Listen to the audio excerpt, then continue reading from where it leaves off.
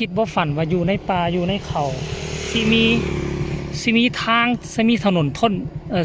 จะมีทางจะมีถนนเส้นใหญ่ขนาดนี้ฟังกี้นี่ค่อยทะลุมาทางด้านหลัง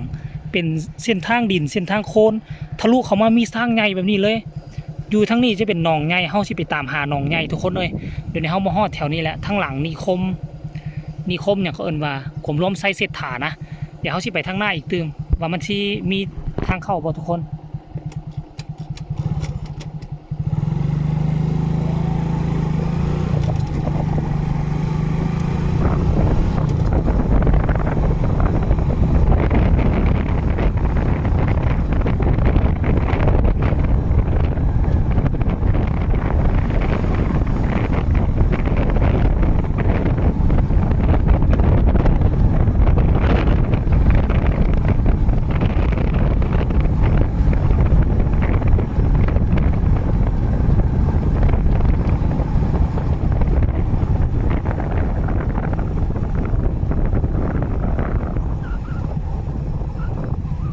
นี่ทุกคนเข้ามานี่โอ้นี่อยู่นี่ทุกคนโอ้น้องเข้ามานี่ตอนนี้พวกเรามาฮอดแล้วทุกคนขั้นก่อนแล้วนี่ว่าเขตนี้น้ำใสนี่โอ้คักเลยนะแต่ว่าน้ำบ่ใสเนี่ยแต่ว่าเห็นห้อยเขามาลงตึกเบ็ดอยู่นี่ตึกเบ็ดปากกอกตึกเบ็ดปากกดนี่สิได้อยู่ตรงนี้เห็นบ่เห็นห้อยเขาลงนี่ขั้นก่อนแล้วนี่ว่าน้ำใสดำแถวนี้นี่เรือเฟื้อแล้วนะนี่นะเนาะแต่ว่านี่เป้าหมายใหญ่เฮานี่เป้าหมายใหญ่เฮามันอยู่นี่หนองตัวนี้แหละหนองมักใหญ่นี่เห็นบ่โอ้ยทุกคนเฮามาฮอดแล้วอ้อมหอบนี่เป็นนิคมใหญ่ๆเลยนิคมนี่น่าจะเป็นนิคมที่ใหญ่สุดในลาวเนาะน่าจะเป็นนิคมใหญ่สุดมาเบิ่งน้ำลงน้ำล้นลงมานี่โอ้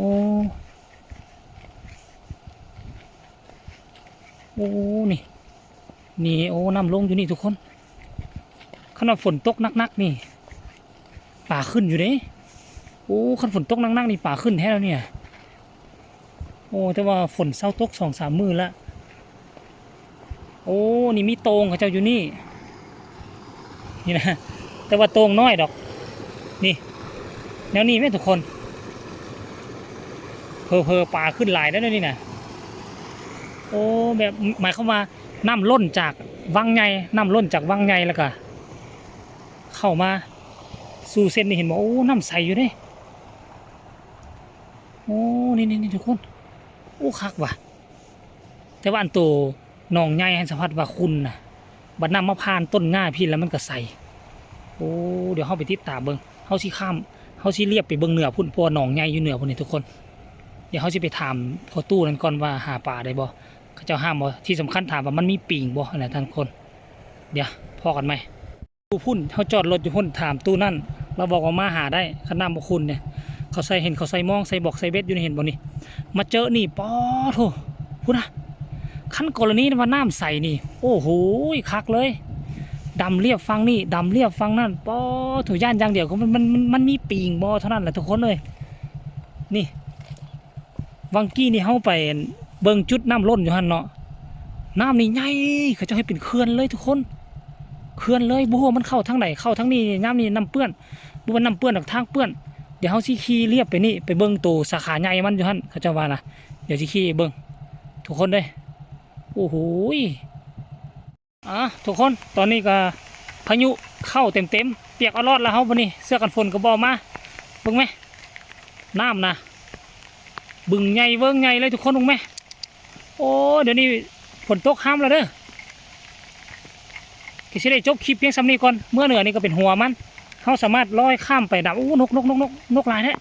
ว้านกย่างทุกคนนี่นะ